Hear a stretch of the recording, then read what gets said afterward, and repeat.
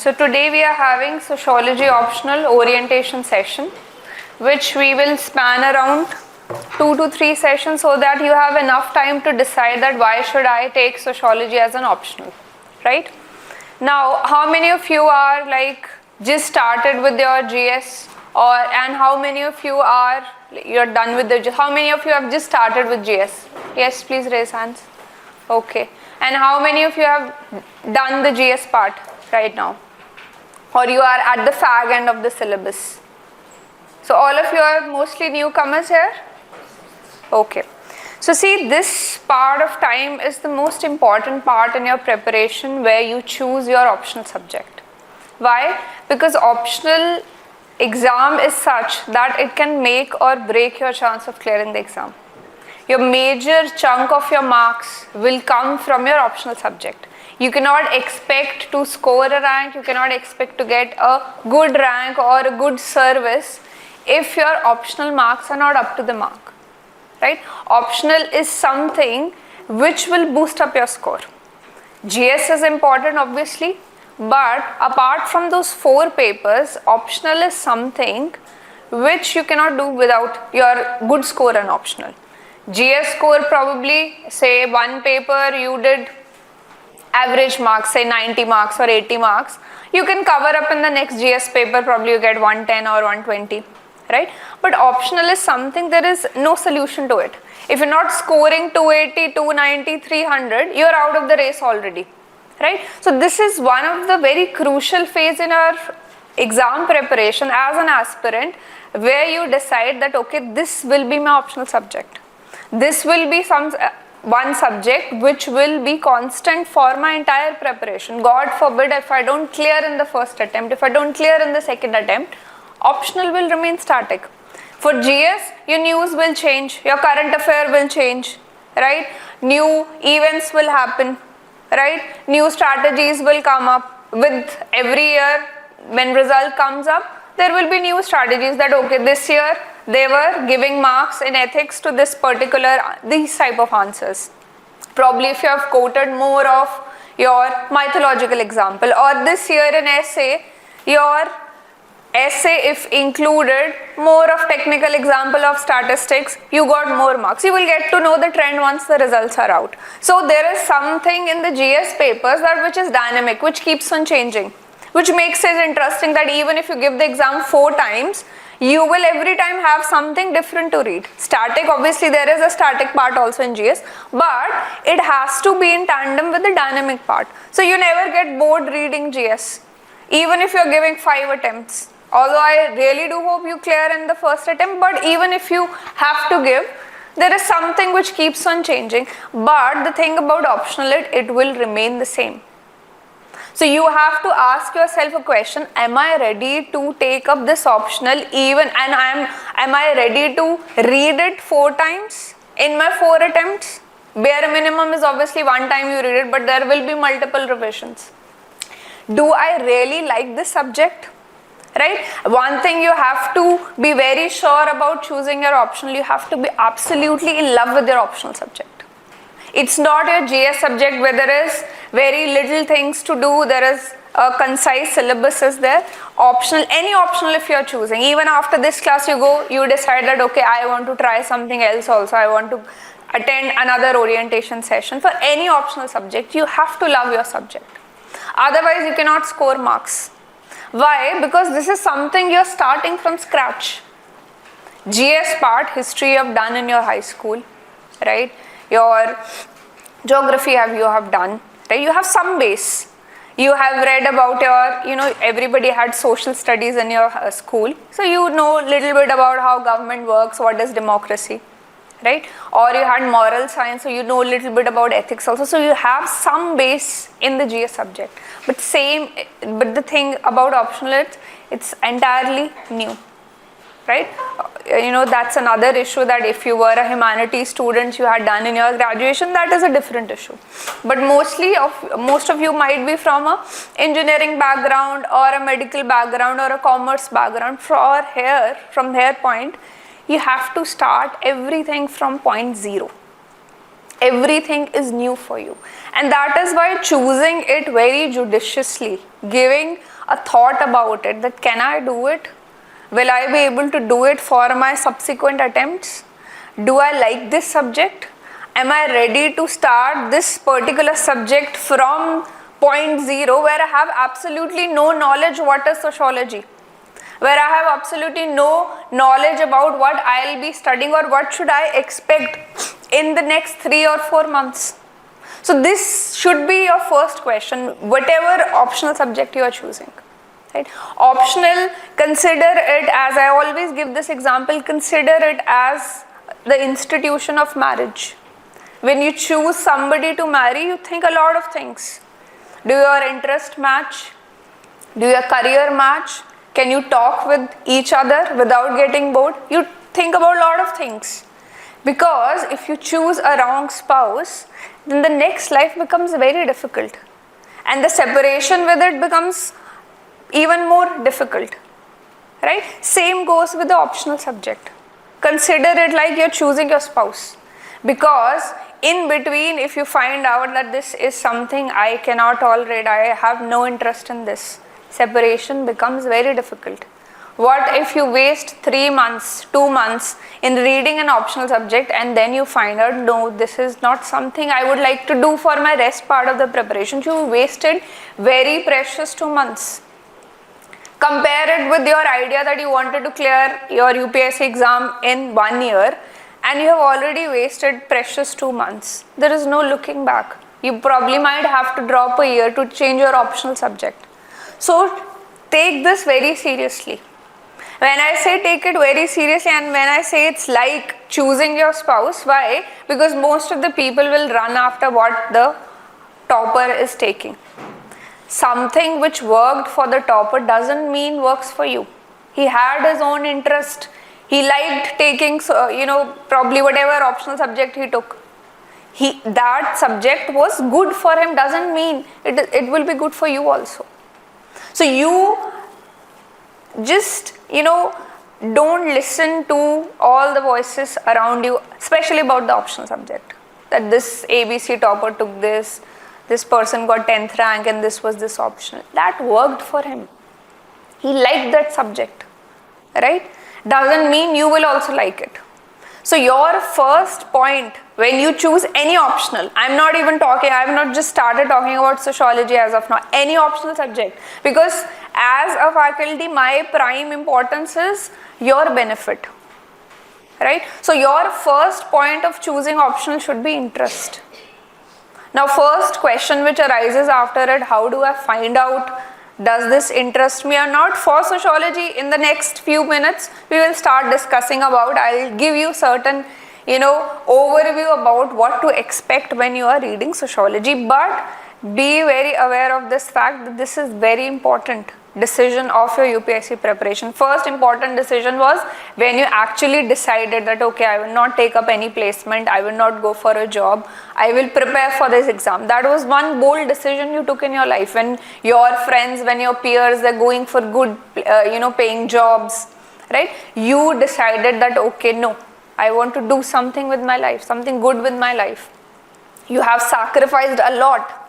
Right? So these are the prime years of your 20s, and taking up such an exam, deciding that, okay, I will prepare for this exam is the single most bold decision you might have taken, where the success percentage is very low. Right? Now the second most important decision is your optional. Choose it very wisely. Right? Are we clear here? Are you understanding the importance of choosing your optional subject? So first should be always interest.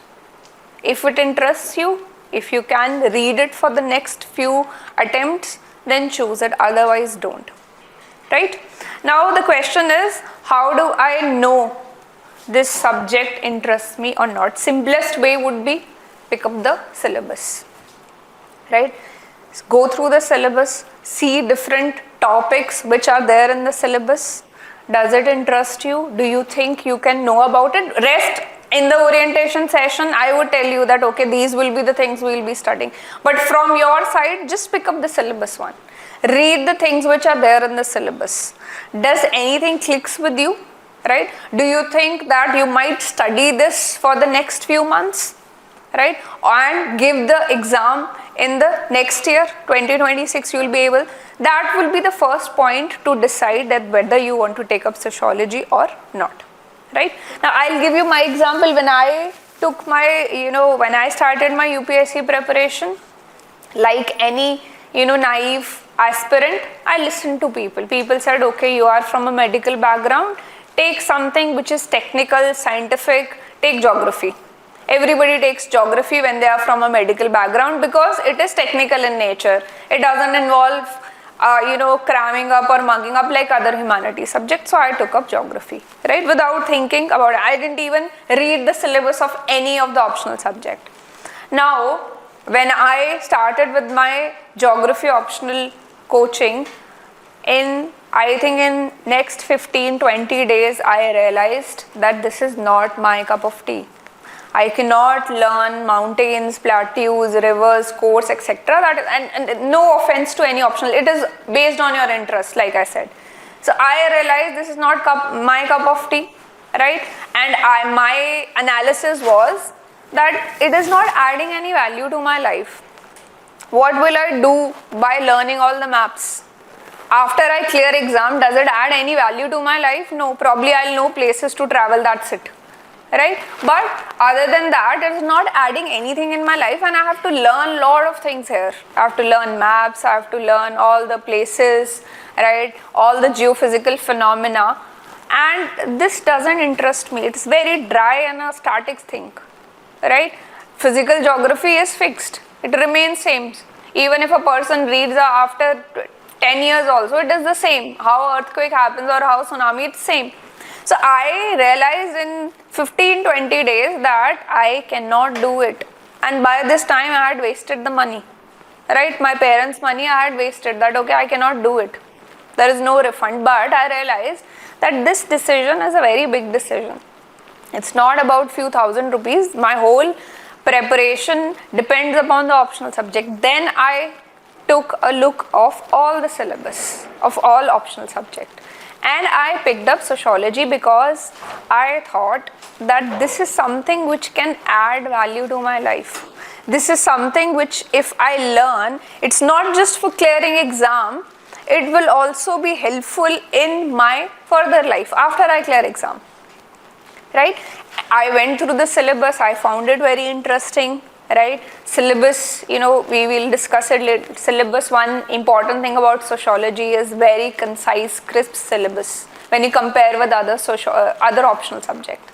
Very small syllabus. Everything is given there, very small thing. There are no large, subtopics there. Very small syllabus is there, which is very easy. Even if you are doing the foundational course here, 3.5 to 4 months are more than sufficient to cover the sociology. 2 months of self-study, you're done with the optional subject, right? And on the other hand, if you compare with other optional subject, I have seen faculty stretching it up to 6 months also. 6 months is a very long time. You need time for your self-study also.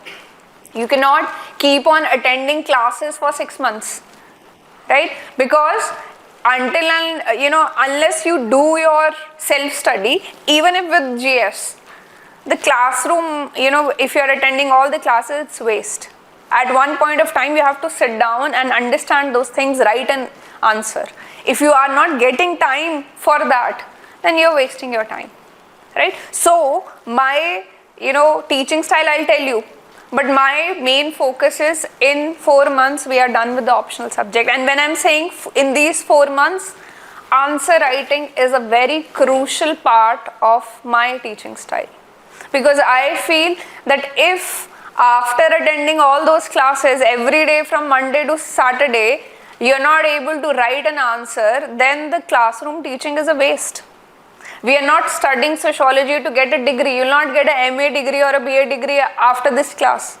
Your main purpose is I should be able to write an answer. So answer writing is integrated in the program. Every day, obviously after 3-4 initial classes, every day we will be discussing previous year questions. Because our main aim is to clear exam. We want to understand the subject. At the same time, we have to apply it to write an answer. So this will be a part, so this is not just classroom teaching as it is usually done. It is an integration with classroom answer writing also, and there will be test obviously, right, goes without saying. So there will be an integration so that your concepts which you are learning daily, they are applied in the answer writing also. Right, are we clear here? We'll elaborate a little more about the classroom teaching later on, but first we will see what is sociology all about. Right? Any questions up till now? Rest, all the queries we will discuss, all the queries which you have, all the confusions which you have about optional subject. At the end, any one of you can ask questions, right? Even the online students, please write any questions in the chat box. We will discuss that thing, right? Now, first question is, what is sociology all about, right? What does, what do we cover here? What are the boundaries or the domain of your sociology as a subject? So sociology is, in simple words, it is a study about society, right? How does the society work? Now the thing about sociology is, it goes a little deeper into understanding the society. It tells you not just like, okay, there is some event, say for example in a society, institution of marriage is there. Everybody when he is above the legal age or in their 20s, they marry, right? Or there is a system of family in the society, right? So these are some things which we take it as a common sense that marriage has to happen, family has to be there, religion is there in the society. So sociology helps you to understand the why there is an institution of marriage. Why do we need marriage? Right? There is a concept of live-in relationships also. Why still marriage continues in the society? Today we are living in a modern society where live-in relationships are becoming more and more acceptable, but it doesn't mean marriage as an institution has vanished. It is still there. Right? Or if we talk about the institution of family, why does it exist? We can live alone also. Why do we need family after 18 years? We are adult, we can survive on our own, we can have a job, but still there is an institution of family. And how this institution of family came into being? When did human beings realize that we need a close-knit structure in the form of family? We cannot just survive in the groups, right? Or we cannot rely just on the friends. We need something which comes from our blood, right? Why is the question about, if you have to give it in one sentence, what is sociology? It answers the why question. Why this particular thing is present in the society. Imagine an incident, you go to a marriage, right? There is a grand marriage, preparation, there's grand marriage function going on, right? There is a lot of happy faces there, right? It's one of the most happy day in the life of both bride and the groom. All of them are, dressed up. All the people who are attending, they are wearing nice clothes, right? There is music, there is dance, there are songs, right? There is food, obviously, right? So everybody is happy about this marriage. And then you see a person, father of the bride, who is nervously pacing around in that marriage banquet hall. Why? Because the groom's family very politely asked that, okay, we need a car, right? Now, at this point of time, nobody questions it. Dowry is illegal. You cannot demand. There is a Dowry Prohibition Act. But still today, people do ask for dowry, right? So now sociology here will help you to understand why does this exist, right? Why people are okay with it, right? Why people have accepted this fact. Even if that father has to take a loan, has to beg, he will do that. And nobody will even say a word. We will accept it that this usually happens, right? This is something which is normal in the society, right? Now, why this abnormal thing is normal in the society, sociology will help you understand. What are the dynamics behind it, that something which is illegal, it is still present in the society. Or take the example of sex selective abortions, right? That is banned under the law. You cannot find out the sex of the unborn child. It is still happening in India. There is a grey market for that. There are so many doctors who do these kind of tests. They have developed their own ways. Because if somebody records a video, they can lose their license. So they have developed ways. Okay, if after the test I keep a pink handkerchief on my table, means it's a girl. Or if it's a blue, it will be a boy. So they have developed ways. It is illegal, still people are going for these kind of acts. Why? Right? Another example. Take example of your mother. In your household, you will always find your mother as a person who will wake up first in the morning and will be a person who will sleep last at night. Right? There is no money she's getting out of it. Right? There is no hard written rule that she has to do it, but she is doing it. Why? Right? Even if your mother is ill, she's having fever, she'll still cook food for you. Take example of, I'm not saying all, but usually the men in the family, even if they have a small, cold, they'll make a very big issue out of it. Right? Like it's a chronic disease. They will not move from their bed. Everything should come there. But a mother will, even in a high running fever, she'll still work. She'll still help the members of the family. Why? And nobody bats an eyelid. Why? Because it is accepted in the society. And in sociology, all these answers we will see as we move further. Why it exists? It's our mother. We know she is ill, but still she is doing work. We have accepted it. So sociology is not just about what is happening in the society. It is trying to understand why it is there. It is not right, but it is still existing. Right? Or it's not just about right and wrong. This particular institution, say religion is there. Right? There was a point when there were a lot of thinkers who said that once science advances, religion will become redundant, but it still exists. You will find out that our scientists from ISRO, who are so well qualified, well educated, the day of the launch, you will find them praying to God. Why does religion still exist when we have all the answers given by science today? We are no longer in the early ages that, the early man didn't know how rain is happening, so they used to think that, okay, probably gods are angry with us, there is a supernatural power. Now we know the entire procedure. But still religion is relevant in the society. Why? Sociology will help you understand those things.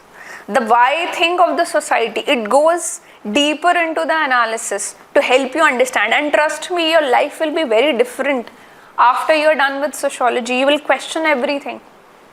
Right? You will question that why this is happening. Right? Why rich keep on becoming rich and poor keeps on becoming poor. What is the reason behind it? Why there is inequality in the society? Why there is poverty in the society? Why there is so much violence against women in the society? Right? Or, very recent incident from Indore, you might have read. A woman have you read the news? She killed her husband during the honeymoon in Meghalaya. Right? That's a bad act. Right? Agreed. Right? She's a bad person. But the question is, as a sociologist, as a person studying sociology, the question comes into the mind that how does a person does such a heinous act? She doesn't have the courage to talk to her parents that, okay, I have this person I would like to marry, which probably is not from my caste. She prefers killing an innocent man. Right? So sociology will help you understand that why this is happening. This is a question of caste. That people don't want to go against the society. They will prefer killing a person. So that person is evil for sure. But how society is facing it, that you are more afraid of your parents for an intercaste marriage rather than killing the other person. Right? So there is a lot of, you can see a clash here. Society is shaping us. You will consider it better to kill a person than go against the society, go for an intercaste marriage probably. Right? And this violence, violence against women is something which is happening from centuries, but right now we are seeing certain women, they are exploiting the rules which were made to help them. right? But people often confuse it with feminism, that this is happening because feminism is something very different. We'll understand that. So sociology will help you understand why. It's not just for clearing exam. Generally, it will help you to understand things. When you can put yourself in other person's shoes and understand that why this person is doing this, right? If we talk about religion also, any religion you take, once you start studying sociology, we'll read about religion and patriarchy, that why there are so many restrictions just on women in every religion. Every single religion, they will have certain, good things about women also, but there are more restrictions on women which are given by all the religions. There is a taboo on menstruation and pregnancy in every religion. Why it is there? Right? So these kind of deeper understanding about the society will come with sociology. You will be a changed person once you study. You will clear the exam for sure. But you will learn a lot of things. This one single most decision changed my life once I started preparing for, with sociology as an optional. You understand a lot of things which you took for granted, that this is what it is, like it is present in the society, it is normal in the society. When you study sociology, you start questioning things, and there is a whole Pandora box which opens, which surprises you that, oh, I didn't think in this manner before. And that is the most important thing, most interesting thing about sociology. It is not about mugging up facts. It's exploring new dimensions about the society. People usually have a myth that, okay, you have to learn a lot of thinkers. That goes for every humanities. No, it's not just about thinkers. It is not just about learning things or mugging up facts. It's about understanding the same society which you live in. Even if you become a civil servant, you will be still living in the society, but you will have a better understanding about it. Tomorrow, if you become a civil servant, there is a case that, in a midday meal scheme, parents have stopped, they're protesting against a Dalit cook, which has, which is preparing meals for the kids. Now, if you have no idea about how caste functions, you won't be able to understand this issue. That caste is still a single most important thing. We live in urban areas. We have a very myopic vision that caste has ended in the society. No, caste has not ended in the society. Sociology will help you understand that how caste, which is a very traditional institution, it has changed its form and it is still present in the society. In almost every Indian household, there are separate utensils sometimes. If, your maid, your garbage collector asks you for water, always there will be some, worn out small glass which will be there to offer water. Why it is there, right? We are not living in caves, or we are not in the Neolithic age that we don't have that soap disinfectant, which will, obviously it will clear out any germs if it is about hygienic condition. It is not about hygiene, it is about caste, which is continuing, which we are doing involuntarily. We don't realize we are casteist. So, sociology will help you question these things beyond the exam. As a civil servant, your basic, interaction will be with people who form society. If you don't understand the equations of caste, if you don't understand the equation of religion, if you don't understand about how gender functions, how there is inequality in the society, how there is poverty in the society, right? You won't do much justice to your role, right? Because at the end of the day, you will be dealing with people who come from different states, different regions, different caste, creed, color, gender. And if you don't know the dynamics behind it, you won't be able to do justice with your role as a civil servant also. So sociology is something which is very interesting. It will open very different dimensions for you. There won't be a single day where you will find it boring in nature, right? And the interesting thing about sociology is that I would be side by side integrating the current affairs. This is one most single important thing which is demanded and optional these days. That whenever you are even reading a thinker who had given a theory in 1800s, you should be able to apply in today's life. That we will be doing side by side. That will be part of the syllabus. It won't be something which is left on you, that see the current affair and try to, manage your static part with it. No, I will do that. Right? So every day, even if you are reading a thinker who has given theory in 1800, early 1900s, we will see how it is relevant today. Like say for example, we'll be doing, many of you might have heard about Karl Marx. Right? So he has given theory about the economic structures, about inequality in 1800s. We will try to see how his theory is relevant even in today's time. Right? When we talk about, have you heard about the Oxfam report which is released every year? Oxfam report, yes, anyone? This report is released every year which talks about inequality. Right? So over the years it has found out that top 2% of the population in the world, right, they control all the resources. Right? Now we will connect it with Karl Marx, who gave his theory of historical materialism in early 1800s. This will be the part of the syllabus, because if you want to score marks in optional exam, you need to integrate it with what is happening right now in the world. That is very important. Any optional if you take, right? And we will make it a part of our sessions only. Every day any news comes up, even say marriage as a topic is there in sociology. So this year in February, same-sex marriage legalization was denied by the judiciary. So we will try to understand about it. We will try to see it from the sociological point of view.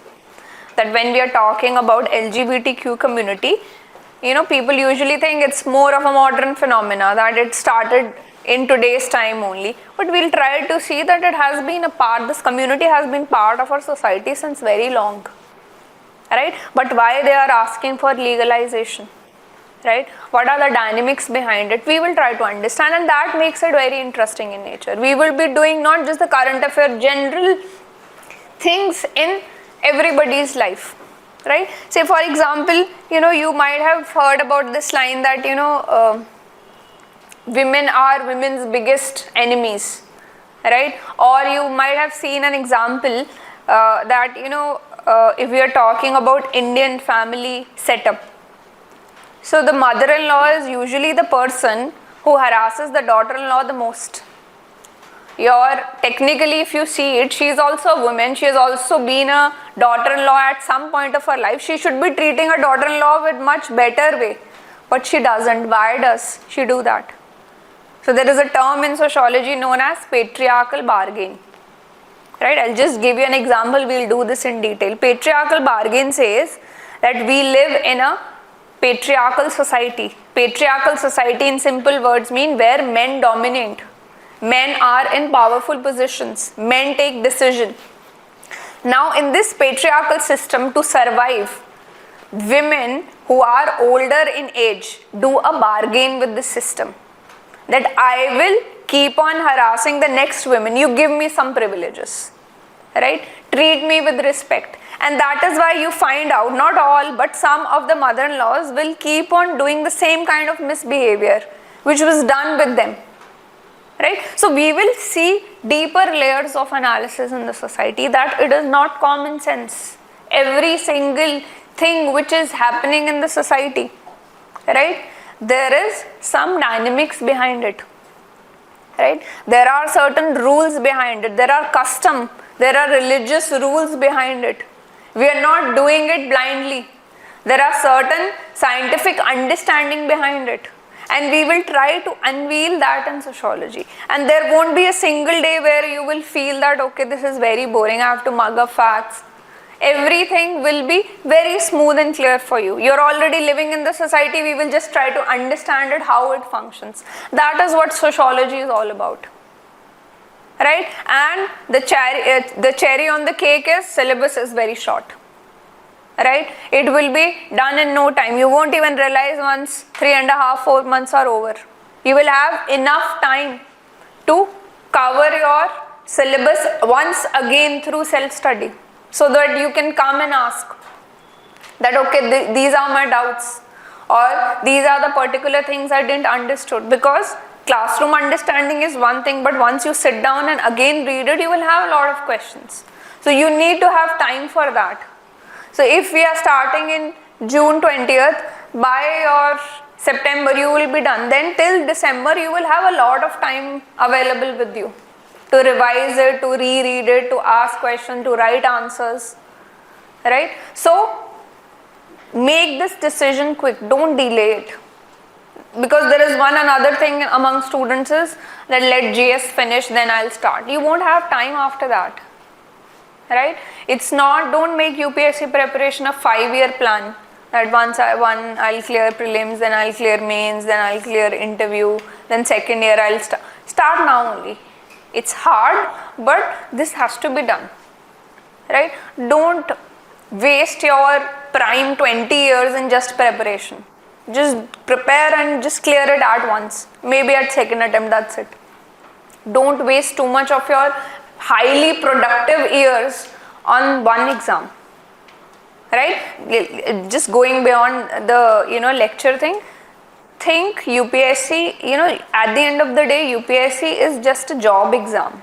It's not your entire life, right? So don't waste your prime years where you could get a degree, where you could travel, where you could set up a business just on this exam, right? But before you give up that dream, give your all to this exam. Don't think that, okay, I have one year is very short for UPSC, right? I have 2 years, I'll give 3 attempts, I'll give 4 attempts, my family. But why would you want to waste your prime years, right? Give your 100% in the next 1.5 year. Do your GS, do your answer writing, do your optional, right? And give your exam with total dedication, right? Because in this exam, I come across aspirants even in their 5th attempt thinking that I am not fully prepared. Don't do that to yourself. You don't want to be in your late 20s, 29 years, 30 years, where you don't have a skill, you have forgotten about your graduation, right? And there is no other option left with you. Don't do that. So you have to take this tough decision that while GS is going on, I have to handle the optional also. So that by the time the optional is over, I have enough. Because after December, one thing should be clear with you, after December, you would be preparing only for, or dedicatedly preparing for your prelim examination. You won't have time, right? And then you will open books for optional after prelims, which is after 6 months, right? January to May, you will be only doing prelims. So if you are not prepared in these months, this is the best time, that by June to September I am done with it. My self-study will be done. I'll attend a test series. I'll write answer on 31st December 2025. My optional books will be closed and I will open them now after prelims. This should be the conviction in you, and this will come if you start early. If you are just delaying it, I will drop 1 year. Even if you drop 1 year, there is still a chance you won't clear prelim also.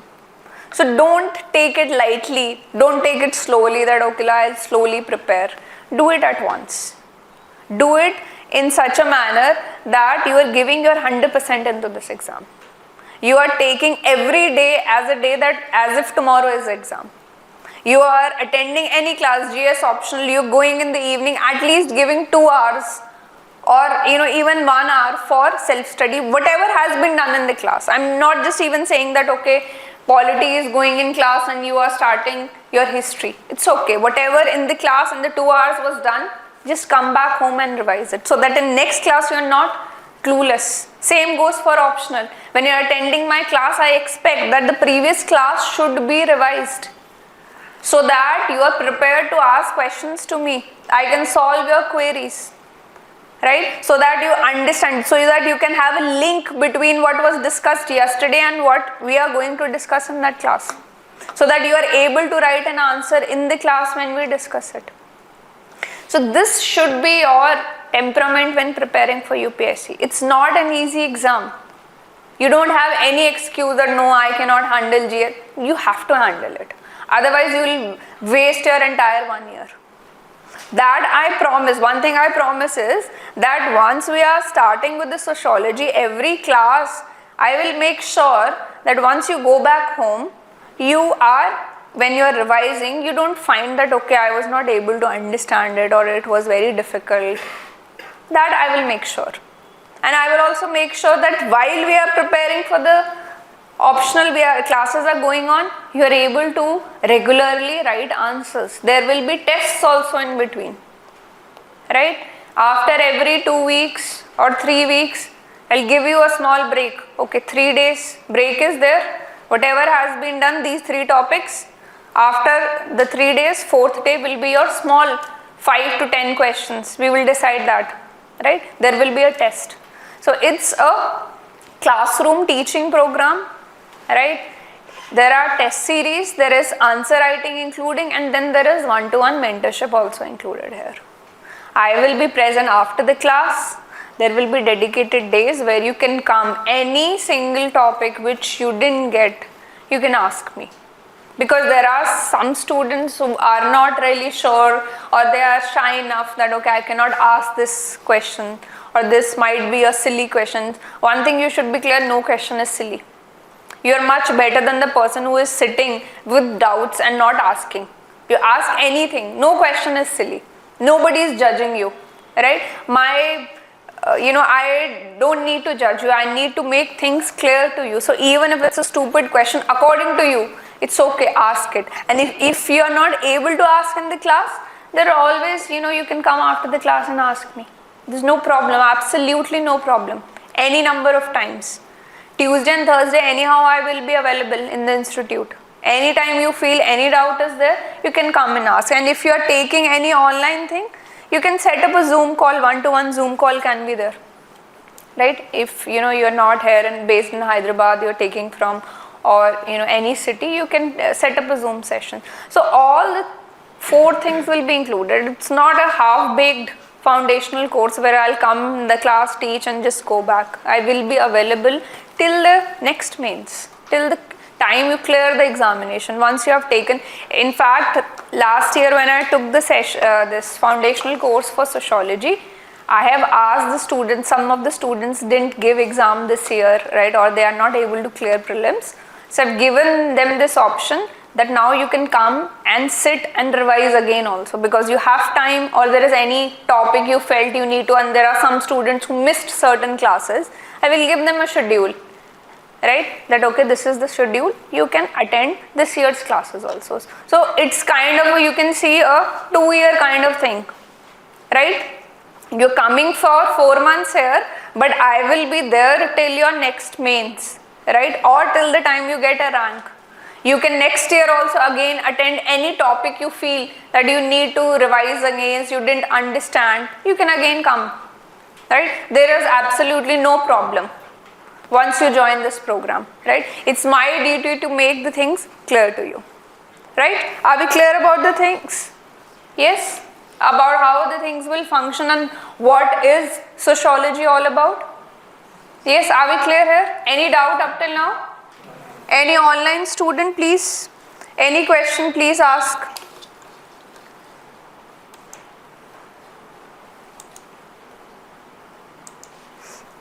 Okay, so we'll just move on to this part we have done. Okay, few other points about, why sociology should be there, right? Why should I choose sociology? Okay, I am interested to read about society, but what are the other benefits, right? Okay, it will help me in my life as a civil servant or as a person, but what are the other things? So one good thing about sociology is that it has a very large overlap with the general studies, with your GS papers, right? It is not just one subject, it will help you. Say for example, if you take geography as an optional subject, it will help you in GS1. If you take PSIR, it will help you in your IR part in the GS2. But when we are talking about sociology, it has interlinkage with almost every paper. If you take up sociology, your GS1 Indian society is done. And mind you, Indian society has become very important in the GS1 paper. This year there were difficult questions, which were not difficult obviously for the sociology students, and the number of questions of society increased this year. Right? Last year I am talking about. Now, second GS2 paper, social justice part. Again that we will be covering anyhow in the sociology. So there will be an interlinkage for your GS2 part also. Then your GS4 part, ethics. There is a lot of things in the ethics part, because when we are doing ethics, there are questions of society also, there are questions of patriarchy also from ethical dimension. So if you know the functioning, if you know the dynamics, you can do your GS4 part also. There will be a lot of overlapping for what you have read in sociology and you will apply in your GS4. And then most important, the most, the paper which helps you score marks, essay paper, right? So in essay paper, lot of the things like, usually there is one topic on women or caste or religion, or the philosophical quotes are there. If you have a good understanding about sociology, you will be able to apply in your GS paper, right? So it is, when the questions is why sociology as an optional subject. First thing is that it is very interesting. It helps you to understand the society in which you already live. Secondly, it's beyond the clearing of the exam. It helps you to become a good civil servant also. You understand about the society in which you live. Third, short and crisp syllabus. The subtopics are very small. You pick up any other optional subject, go back today and see their syllabus and see sociology, very short and crisp. You want to save time at the end of the day, right? You want that, say for example, take history as an optional subject, very vast, right? Ancient, medieval, modern, post-independence, lot of things have to be covered. Syllabus is very vast in nature. This was one on my list when I was deciding optional for me, but then I realized there are a lot of things which I have to do in this optional subject and it will compromise with my GS preparation. But the good thing about, or the fourth thing about sociology is it has an overlap with GS. So while you're preparing for this optional, you're actually also preparing for your GS paper also. So this answers your question that why actually I should take sociology as an optional, but at the end of the day, see if it interests you. Do you want to learn about the society? Do you want to know the deeper working of the society? When you see different things in the society, something as simple as, in our culture, when we fold hands in front of an elder or touch their feet out of respect, why it is there, right? Or if we compare our societies, Indian society with societies abroad, what is the difference? Right? Here, if you see abroad, after you turn 18, you are on your own. You do your job, you fund your own education. Parents usually don't. But in India, even if you are 30, parents still help you. Even if you are married, you are working, still there is one buffer with you that parents will always be there. Your family will always be there. Why? This is in India or in South Asian countries, but not abroad. Right? So all these questions will be answered by sociology. There will never be a dull day where you don't learn anything, where you are bored that why I am doing this, or I have to mug up the facts, right? So this makes your decision about optional easy, that if I want all these points in my preparation, sociology is the subject for me. Right? Are we clear here? Now the next, I don't know if most of the question which arises is, which is a very obvious question among aspirants is, I am confused between sociology and anthro. Right? This is one of the most common question which comes up, that I am not able to decide which optional subject should I choose. Now the thing is, socio and anthro has lot of overlapping things, but not everything. Secondly, when we are talking about sociology, it is study of modern contemporary society which you are already living in, right? The structures, the social relationships, the institutions like marriage, family, kinship, education, religion, which is there in the society itself, right? So sociology is more about understanding the modern and contemporary societies, but when we talk about anthro, it is more about the older civilizations, tribal societies, right?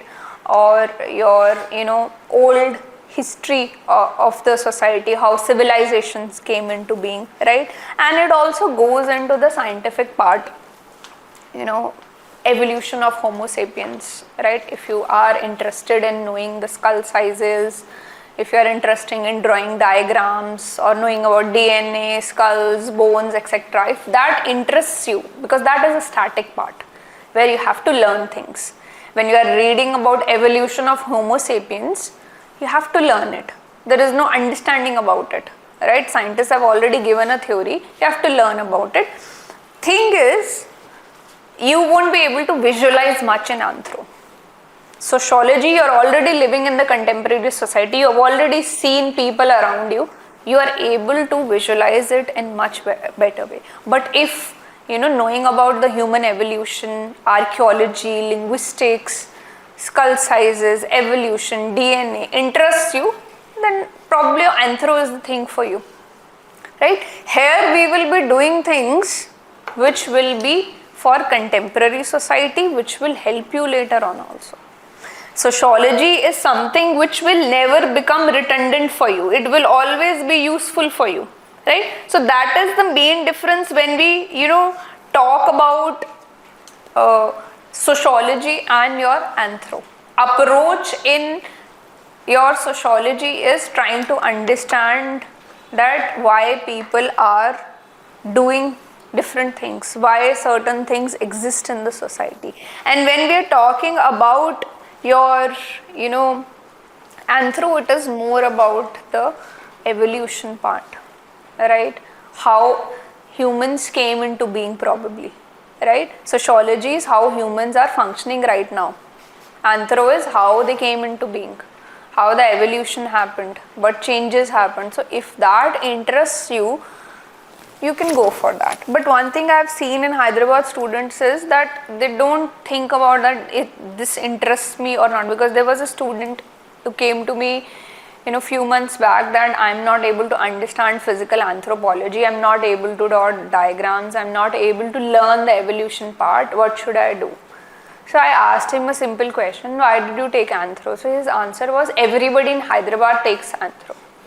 So this is the most stupid thing I could ever hear. Because please don't go after trends. Even I'm talking about socio also. If you're not convinced, if you're not happy, don't take it, right? I'm not here as a salesperson that I want to sell some course to you. I want something which is best for you. I can only help you to decide. At the end of you, it's your decision, but don't run after that. Everybody is taking anthro. Every topper is taking anthro. In fact, this year the trends are that anthro has taken a hit. Right? And sociology is something which is a very consistently performing optional subject. Throughout the history of UPSC, socio is one, touchwood is one optional subject which has remained hidden. It has never faced any kind of hit which usually happens. This year the percentage of anthro toppers have gone down, and anyhow this year average marks in your optional subjects, they are less as compared to the previous years. Right, so this year toppers are mostly getting 290, 280, which used to be 300. So probably scaling has happened in almost all the subjects, right? But the number of people clearing for anthro has gone down, right? But the thing is, if it does interest you, take it. But don't go after trends that this ABC person, this person from my village, city, senior took anthro, I will also take anthro, right? So think from you are intelligent, you have taken up, this decision to prepare for UPSC. So why do you want to take an optional subject on hearsay that everybody is taking, I will also take? Do you understand it? Are you ready to learn facts? Are you ready to mug up things? If you're okay, are you ready to draw, diagrams of skulls or anything, right? Are you ready for it? If you're ready for it, go for it. But don't depend upon what people are saying. People after clearing exam, they will also say, I just studied for 2 hours, right? Then that's a lie. Nobody studies for 2 hours and clears UPSC, right? So think from your brain. Think what is best for you. Even if you're talking about any topper or any faculty also, they are there to guide you, to give you a direction. At the end of the day, it has to be your decision. Nobody should be forcing you that, okay, take this subject, right? I will do this particular thing, or this every topper is taking. No. Think from your side. Does it suit me? Does it interest me? Will I be able to do it for my 2 attempts at least? If the answer is yes, take it, otherwise don't. If you are allergic to learning things, right, or mugging up facts, then that optional might not be for you. If you are interested in something which is very, something which is, you can just understand things. You can understand dynamics, and side by side you can write down answer because you're already there in this society. Although certain part, like I told you, there is overlapping. There is a very small part of tribal sociology which we do, right? But that's a very small part, very superficial part which we do, right? Otherwise, they are different from each other. Here, modern, contemporary, in fact, sociology is known as child of modernity. One modern society came about, then sociology came, right? Anthro is about pre-modern, prehistoric, evolution of Homo sapiens. That part is covered. Both are covering society, but one is doing contemporary, other is doing the historical part. So that is a decision which I leave it to you. But do it judiciously, do it in a manner in which you can understand that, okay, this is something which I can do. This is something I will not get bored. Like I told you, you have to be absolutely in love with your optional subject. To this date, I feel sociology was one of the best decisions which I took. I gave 3 mains. I got a rank in my 3rd attempt. There was not a single day where I felt that sociology was not for me. I became a better human being. I understood the society in a much better way once I was done with my sociology. So I feel that was the best decision I made in my life, right? And if life gives me an opportunity, I feel I would want to study or go for a degree in sociology also. So this feeling should come with you when you're choosing you're choosing history, geography, anthro, PSI, anything. That feeling should come, right? And in sociology, one thing I promise you, it's very effortless. You understand something, just go back, revise, and you write an answer. The question of your current affairs is there, we will be integrating. It will not be left on you. We will be completing syllabus on time. There will be no lag, right? There will be, I expect a discipline from you that you attend all the classes, you revise it, and there will be a discipline from me also, that there is no lag, there is no half-baked lectures, right? Proper sources are provided. So coming on to the sources, in my class, any class, if you have attended GS also, right? My philosophy is classroom is for understanding, not for mindlessly writing notes, right? Because at one point of time, what happens is that you are more concerned about writing the notes and less on understanding what the faculty is talking about. So you will find me very rarely dictating your notes. Sometimes there is something important, I'll tell you that, okay, you can write this down. Otherwise, for your notes, comprehensively, everything has been covered with the soft copies of the notes which will be provided. Because another thing about optional is there is no one single book, any optional if you take. Everybody will tell for paper 1 these 4 books, for paper 2 these 4 books. And then there is IGNOU material also, right? So IGNOU material is very helpful because it's a university material, and the people who have prepared, the professors who have prepared those material, any optional subject, IGNOU material. We will discuss this later on, the sources part, etc., as we move in our further sessions. All those things, all those books, IGNOU material, I have read it for you, and I have concised it, all the sources, in the comprehensive notes which I will be providing. So these are not like half-baked, like, if you come across any handwritten notes, there is a limit to write notes, right? You're not a machine that you can write 100 pages. But once you are there with your soft copies of your note, you can cover a lot of things. So I have concised all the sources into the notes for you. Right? You don't need to refer to ABCD books, 4 extra books, 5 extra books, or you need to make your own notes. Everything will be here. And plus point is, you don't have to stress on writing notes in the class. Your only thing which you have to do in the class is listen to me, understand, ask questions, and write answers, which I'll be giving every day. Right? Notes will be covered, and notes are very comprehensive, plus they are very interactive in nature. You will not get bored. I have included pictures, I have included flow charts. I'm just giving you an example. Right? So these kind of pictures will be there, which are very useful in your optional also. If you can draw certain flow charts, etc., we'll discuss that later on. It will be very helpful to you. So these notes are very comprehensive in nature. After you read this, you don't need to refer to any other book.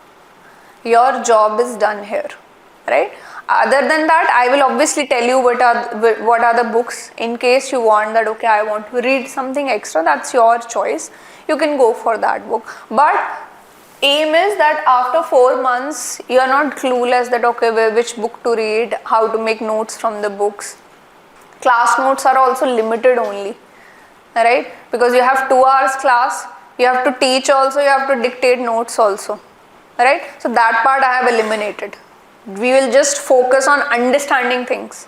Once you understand things, then everything is easy, and after you come back, you will have everything which we have discussed in the class, plus whatever is extra, and through pictures, right, through flow charts, everything which has been made simpler for you. It took me a lot of time to concise all these notes. I have referred to multiple sources. Right? I've referred to multiple books. I've gone through your different sociological researches which are not there in the books. Every year I update these notes. Right? After that, this has been prepared, and after that there will be certain value addition material for you also. Anything in the current affair which might be helpful for you, I will provide that sheet. That these sociology through current affairs, I call that document. So I will provide that particular thing. So my aim is that your effort is reduced. You just focus on writing answers and understanding things, right? Apart from that, you will be, so this is one part of the, this is given in the notes also. So like this I have prepared myself. So timelines like this with pictorial description, so that you are able to understand the subject easy. So this is part of the syllabus. Then after every lecture, I provide this revision notes, handwritten notes in a flowchart form. So that you go back home, you quickly see this flowchart which we have discussed in the last 2 hours, and you are able to revise it. So your self notes part is also done. Right? So you will have classroom teaching, you will have comprehensive notes, plus you will get revision notes like these also. Right? I'll just give you an example. Like this, right? So that your revision recall value is easy. You don't have to go through 50 pages. You see this one page, revise it, and you are good to go. Because once you try to understand something through a flow chart, it is much easier for you, right? Otherwise you get confused. You're not able to differentiate between concepts. But once flow charts are available with you, the concepts become very crystal clear. Right? Are we clear here? So this will be a generic structure of what our classes will look like, what all we will be covering, what to expect in the sociology classes. right?